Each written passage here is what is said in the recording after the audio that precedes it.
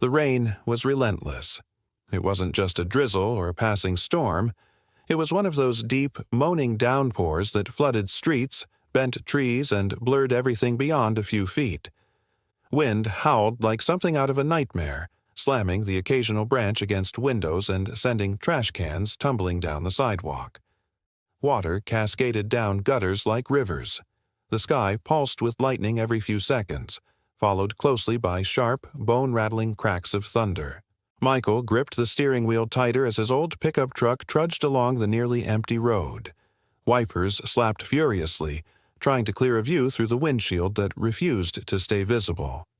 He leaned forward, squinting, his headlights bouncing off puddles and flickering reflections of flooded street signs. He was a few blocks from home, having picked up batteries and canned food from a late-night convenience store before the worst of the storm hit. The roads were nearly abandoned now. Most people were already hunkered down inside, and rightly so. Then he saw it. A dark lump near the bus stop. His instincts told him it wasn't debris. It had shape, movement, life. Michael slammed on the brakes. His tires skidded slightly before gripping the soaked asphalt. Heart racing, he stared through the windshield. There, curled against the base of the metal bench, was a hunched, drenched form. It was too big to be a dog. The fur was soaked flat, clinging to a hunched back and long limbs. It looked utterly defeated, shivering, alone. "What the?" Michael murmured, frowning as he leaned toward the window. Lightning flashed again, illuminating the shape, just for a second, and his stomach dropped. It was a bear. Not a full-grown one, but no cub either. Maybe adolescent, still young but already large enough to be dangerous if it wanted to be. It was matted, filthy, and soaked to the skin. The creature looked broken, not aggressive, not threatening. Michael's hand hovered over his phone. Common sense screamed, "Call animal control. Drive away. You've got a wife waiting.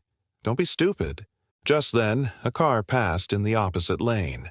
The driver slowed just long enough to roll down his window and yell, "Dude, that's a bear. Get out of there. Call someone." The car sped off. Michael didn't move. He looked at the bear again, this time locking eyes with it through the downpour. And what he saw stopped him cold. There was no rage, no wild hunger, just pure fear, the kind of fear he'd seen before, back when he was still on active duty, crawling through burning forests in Northern California. One summer, they'd found a baby deer trapped under a fallen beam in a smoke-choked ravine. The way it had looked at him, helpless, frozen between life and death, that exact same look stared back at him now through the rain.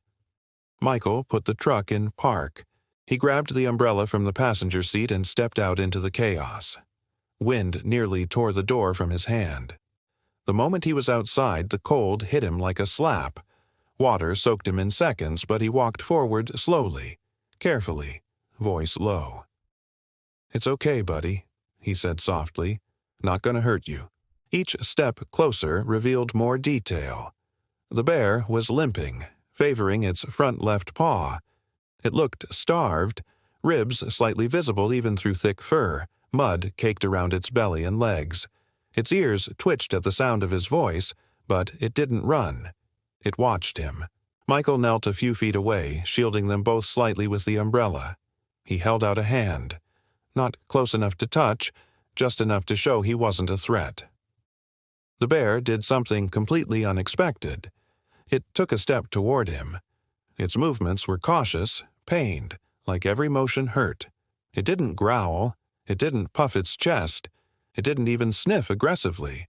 It just limped closer, then stopped a foot away, lowered its head slightly, and let out a soft, shuddering breath. Michael could barely believe what he was doing. Without a word, he slid his raincoat off and, with steady hands, draped it over the bear's soaked shoulders. The bear flinched slightly but didn't resist. It looked at him again, and something silent passed between them. A flicker of trust, raw and unfiltered. "Come on," he said gently. "Let's get you warm." It was absurd, but somehow it worked. Michael walked backward slowly, motioning with his hand. The bear followed, limping, silent, obedient in the strangest, saddest way, like it had given up everything but hope. The two of them made their way down side streets and into Michael's neighborhood. A few porch lights blinked on. Curtains parted. One neighbor stood frozen in their doorway, staring open-mouthed as Michael led a bear, wrapped in a raincoat, into his fenced backyard. Once inside the yard, he opened the door to his detached shed. It wasn't much, just a tool storage with an old couch, a workbench, and a few camping supplies, but it was dry and warm enough. He pulled out a wool blanket from a crate, unfolded it, and laid it across the old couch. The bear hesitated at the door for a moment, sniffed the air, then stepped inside and collapsed with a heavy sigh, curling into itself like a dog at rest. Michael stood at the door for a long time, watching it breathe.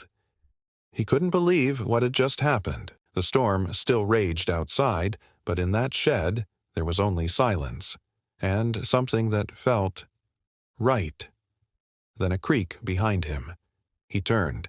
His wife, Leah, stood at the back door in her robe, umbrella forgotten in her hand, eyes wide with disbelief. "What?" she whispered. "Did you bring home?"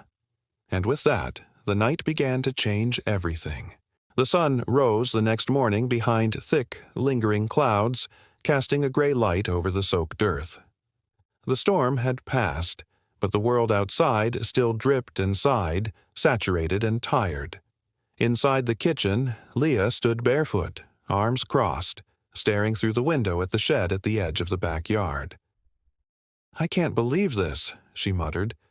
"Michael, it's a bear. A bear." Michael poured himself a cup of coffee and didn't answer right away. He looked like he hadn't slept. His eyes were tired, but not frantic. There was something calm in him, like the eye of a storm. He took a sip and finally said, "It's injured, scared. Not wild the way you think. I couldn't leave him out there." "Him?" Leah turned. "You're giving it pronouns now?" He set down the mug, rubbed his forehead. "Leah, look, I know it sounds crazy, but I saw something in its eyes last night. It wasn't just fear, it was like it was asking for help. That's exactly how people get mauled, Michael. We've seen those stories." "I know." He nodded. "I thought the same thing. But it didn't growl, didn't show teeth. It limped toward me, like it knew I wasn't there to hurt it." Leah opened her mouth, closed it, then glanced out the window again. "You should call someone. Wildlife rescue, animal control." "I did," he said. "They're swamped from the storm. Too many reports, not enough staff. Said they'd call me back in a few days." "A few days?" she echoed, incredulous. "I'll take care of it until then. Just until help arrives." She shook her head and sighed, grabbing her own mug and walking away. But she didn't argue further. Not yet. Outside, the bear, now dry and faintly cleaner, stood near the back of the yard, watching Michael approach. It was standing on all fours but favoring its left front leg. When it saw him, its ears perked up just slightly. Not in fear, in recognition. Michael tossed a raw salmon fillet onto the grass from a cooler he'd picked up from the garage freezer. The bear sniffed it, then began eating slowly, glancing up at him between bites. "You're still here," he murmured. "Thought maybe you'd take off once the storm passed." The bear didn't move. Just sat, chewing contentedly, like it understood. Michael chuckled, crouching nearby. "Guess you've got nowhere else to go." For hours that morning, the bear trailed him around the backyard. Not closely, always at a respectful distance, but with unmistakable intent. Wherever Michael moved, it followed slowly. When he sat to fix a broken hinge on the shed door, the bear laid down just a few feet away, paws curled under its chest. Leah peeked out from behind the curtain multiple times. Each time, she said nothing. By mid-afternoon, Michael sat on a folding chair inside the shed, his legs stretched out beside a slumbering pile of thick brown fur. He was reading a paperback copy of Into the Wild, though he barely turned pages. His eyes kept flicking down to the bear. now curled beside the couch with its chin resting on the floor. A bandage, carefully wrapped around its paw earlier that morning, peeked out from beneath its fur. He hadn't thought of naming it before, maybe because it felt too personal, too real. But now, after everything, it felt wrong not to. This wasn't just a wild animal. This was a survivor, a mystery, a miracle from the middle of the worst storm in years. "Storm," he said aloud, almost testing it. The bear shifted in its sleep. Michael smiled faintly. "Storm it is." Over the next 2 days, Storm changed, subtly but unmistakably. He became calmer, more alert. His limping eased, though it never fully vanished. He seemed to respond to Michael's voice, even perked up when called by name. Feeding times became routines, with Michael placing fish and chopped vegetables near the shed, and Storm waiting, almost patiently, until he stepped back. He never made noise, never growled, never snarled or bared teeth. On the 3rd day, while Michael was adjusting the backyard fence, Leah finally stepped outside. She approached cautiously, arms crossed, eyes locked on the large form resting under the shade of the tree. Storm saw her, sat up, but didn't move forward. His head tilted slightly. Leah paused 10 feet away. Michael stood still, not daring to speak. Then, slowly, Storm walked forward, his limp more noticeable after the exertion. He stopped a few feet from Leah and sniffed the air. Then, gently, he pressed his snout to her hand, just once, like a greeting. Leah tensed. But when nothing happened, she laughed. A nervous, surprised sound that escaped before she could stop it. "He's kind of cute," she said, stunned. Michael grinned. "Told you." Later that afternoon, while reinforcing a section of the fence where the storm had knocked down a post, Michael lost his balance on the slick grass. He stumbled sideways toward the slope at the back of the yard, but didn't fall. Storm had moved. Like a reflex, the bear stepped in, braced his broad body against Michael's legs, and nudged him back upright. It wasn't a hard shove, just enough to stop him from tumbling. Michael stared, heart pounding, not from the near fall, but from the realization. You did that on purpose," he whispered. Storm blinked slowly. Michael knelt in front of him, eye to eye now. "You're smarter than I thought, aren't you?" The bear didn't answer, but something in his posture said more than words. This wasn't an accident. It wasn't instinct. It was something else. An awareness. A choice. Michael's hand rested gently on Storm's shoulder for a moment, and the bear didn't flinch. Whatever line had once existed between man and beast, it was starting to blur. It was one of those rare golden mornings, the kind that came after chaos where everything felt too perfect to last. The air was crisp but warming. The trees shimmered in the sun's quiet return. Michael had set up the grill on the patio. Hot dogs hissed gently as he turned them with practiced ease, humming an old song from the radio. Behind him, Leah swam lazy laps in their backyard pool, her strokes steady and calm.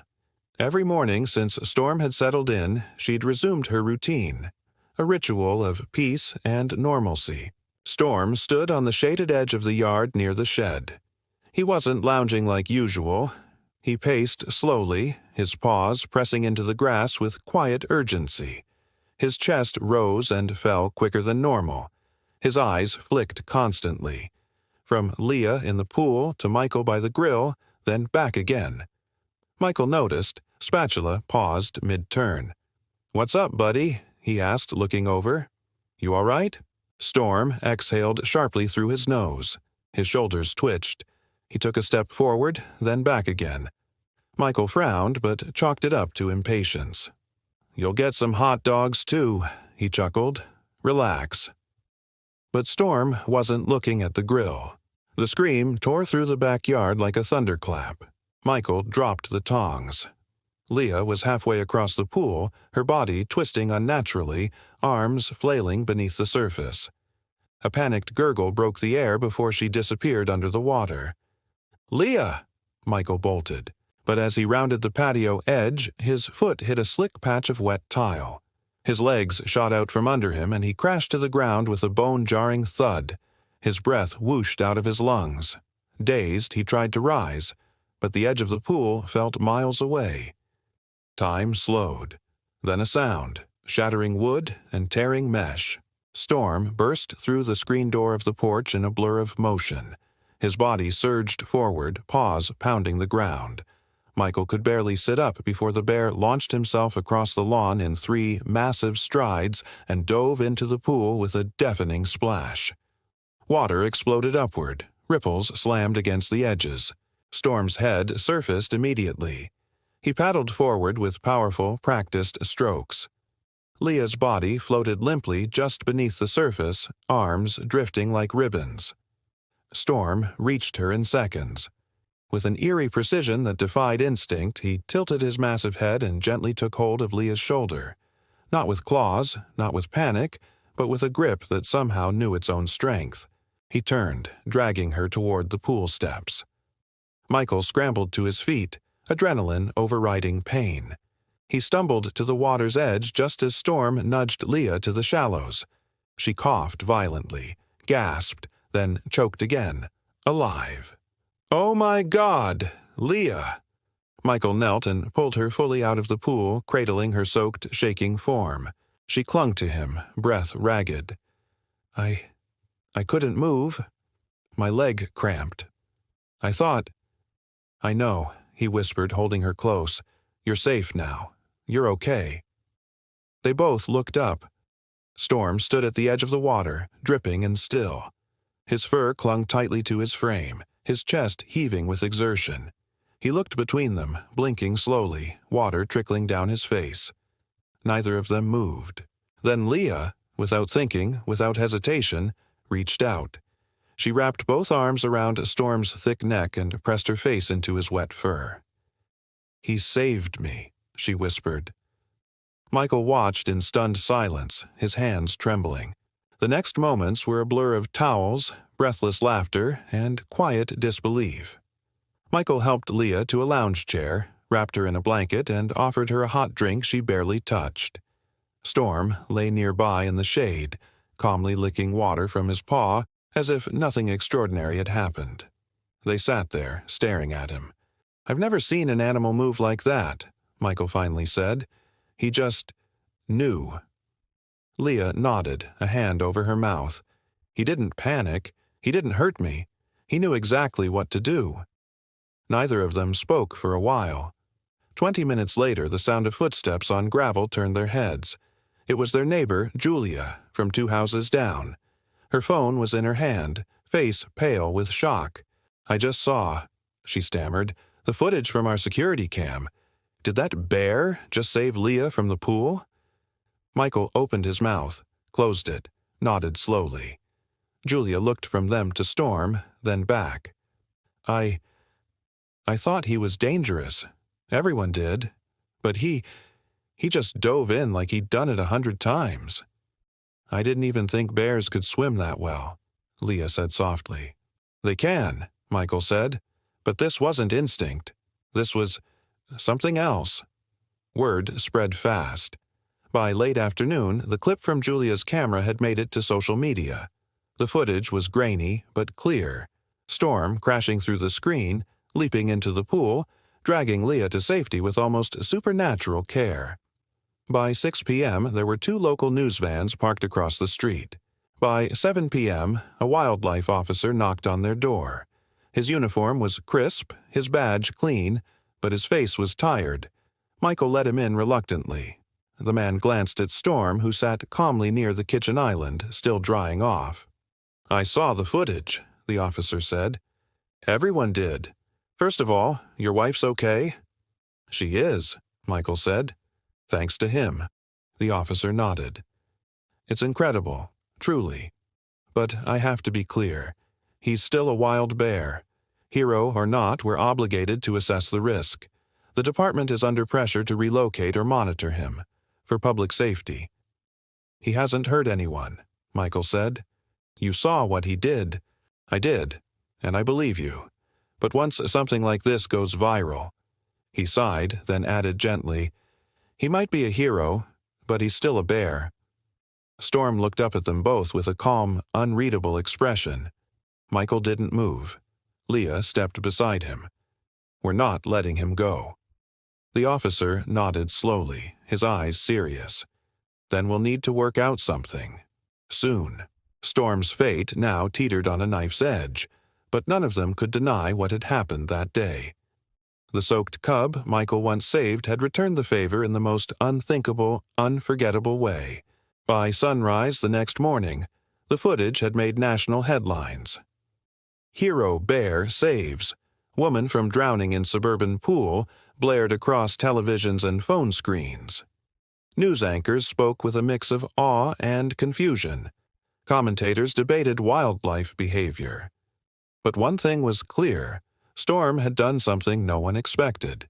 Hashtags exploded across social media. Jasku Save Storm, Jasku Bear Hero, Storm the Savior. Within 24 hours, over 600,000 people had signed a petition demanding that Storm not be taken away. Animal lovers, scientists, celebrities, and even school kids shared the story with captions like, "He protected her. Now let's protect him." And through it all, Michael and Leah stood quietly by their window, watching Storm lie peacefully beneath his favorite shade tree, still unaware of the digital tidal wave forming around him. That afternoon, the Wildlife Agency returned, but with a different tone. 2 officers came, not with tranquilizers but with a specialist, Dr. Myra Keene, a renowned wildlife ethologist. Her posture was skeptical but professional, her expression unreadable as she stepped onto the lawn and saw Storm sitting calmly beside Michael. "He doesn't growl. He doesn't lunge. He doesn't challenge," she murmured. "Unusual. Very unusual." Leah, arms folded, watched as Storm calmly accepted Myra's proximity. She extended a hand slowly, not to touch him, but simply to be near. Storm blinked, tilted his head slightly, then huffed and looked away, disinterested. "I've worked with hundreds of wild rescues," Myra said, crouching to take notes. "But this isn't just habituation. This bear has formed a cross-species bond.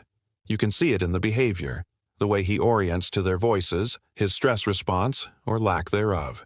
His actions weren't random, they were protective." She looked up at Leah, almost baffled. "I've never seen this level of emotional intelligence in a bear. Not like this." Michael's chest tightened. "So, does that mean we can keep him?" Myra stood slowly. "It means you have a case. But cases don't change laws overnight." Within days, Michael and Leah were thrust into a bureaucratic whirlwind. Regulations, wildlife codes, state laws, pages of reasons why keeping a wild bear, no matter how heroic, wasn't permitted. "You're not certified. The enclosure's not registered. Legally, he belongs in a sanctuary," one official stated flatly. Michael countered, "He's already in one." "But it's not authorized," came the cold reply. The legal language was endless. The risk analysis exhaustive. But so was the public outcry. Emails poured into the department. Protesters picketed, peacefully but passionately, outside the local wildlife office. Even a prominent senator released a video praising Storm and urging lawmakers to make an exception for acts of extraordinary interspecies heroism. What started as a rescue was now a national debate. Meanwhile, their quiet backyard became a hub of transformation. Neighbors who once crossed the street to avoid Storm now stopped by with toolboxes and snacks. A contractor offered free labor. Kids painted wooden signs with Storm's name and paw prints. Michael tore down the old shed and built something beautiful in its place. An expansive, enriched sanctuary space with logs, hammocks, and a shallow water pond for wading. They installed fencing that met all wildlife safety regulations, complete with shaded rest areas, cameras for monitoring, and signage about bear behavior and respect. Leah, once the most fearful of them all, had become Storm's fiercest defender.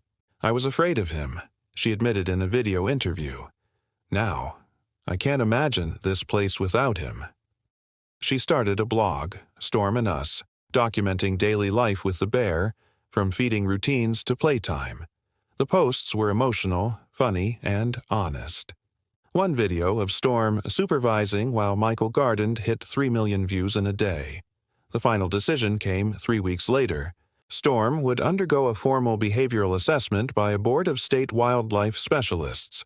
It would include multiple stages, interaction observation, stress response evaluation, and an environmental suitability review.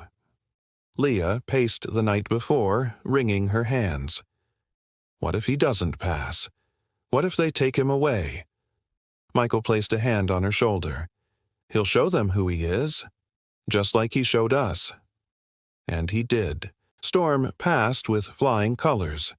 He remained calm under examination, followed cues, and displayed zero signs of aggression or agitation. His enclosure met and exceeded every standard.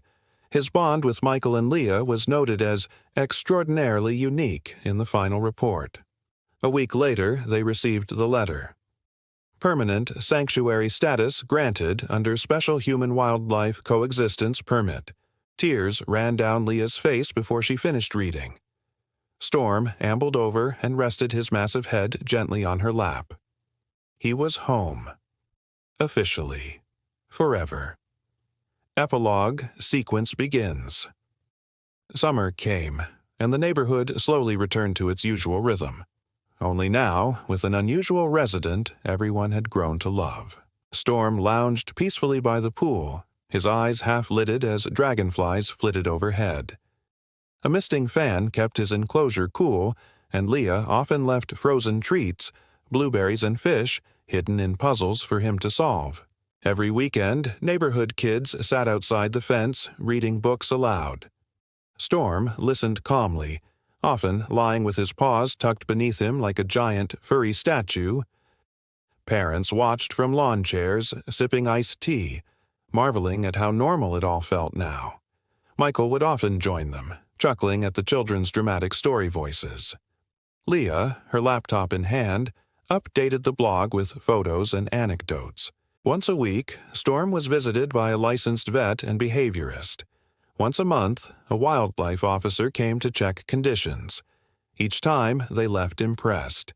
But more than that, they left moved. On the anniversary of the rescue, local news returned to do a follow-up. Leah sat beside Storm's enclosure, microphone clipped to her collar.